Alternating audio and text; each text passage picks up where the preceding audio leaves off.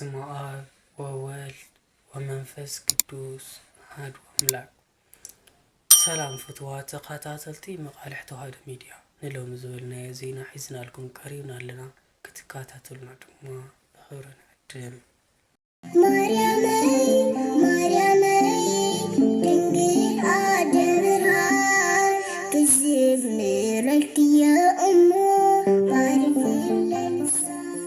አርእስተ ዜና። ኣብ ከተማ እንጥጮ ዓመታዊ በዓል ኣቡነ ኣረጋዊ ብድምቀት ተኸቢሩ።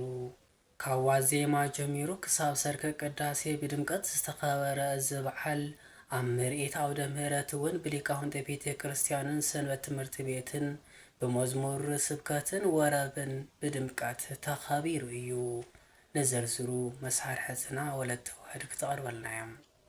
ናይ ከተማ እንጥጮ ወረዳ ቤተ ክህነት ስብከተ ወንጌልን ሊቃውንተ ጉባኤ ሰብሳብን ከምኡ እውን ናይ ደብረ ብርሃን ኣቡነ ኣረጋዊ ቤተ ክርስቲያን ስብከተ ወንጌል ዝኾኑ መጋቢ ሐዲስ ሃይለ ስላሴ ግርማይ ኣብ ኣውደ ምሕረት እቲ ደብሪ ተረኺቦም ንምእመናን ከም ዝስዕብ ቃለ እግዚአብሔር ኣቕሪቦም እዮም።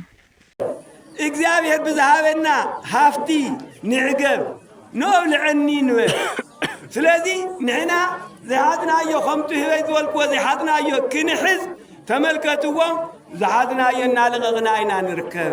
መጋቢ ሐዲስ ወልደ ገሪማ ወልደ ጀወርግስ እውን ብወገኖም ናይ ዒሎት ስብከት ኣቕሪቦም እዮም።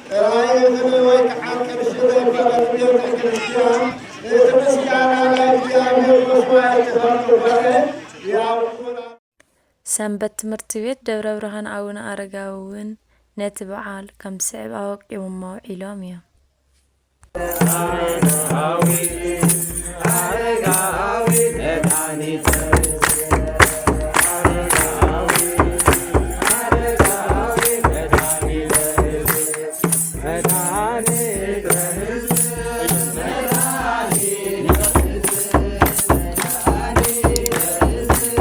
بخالي تحستو خصام الرخاب. سلام.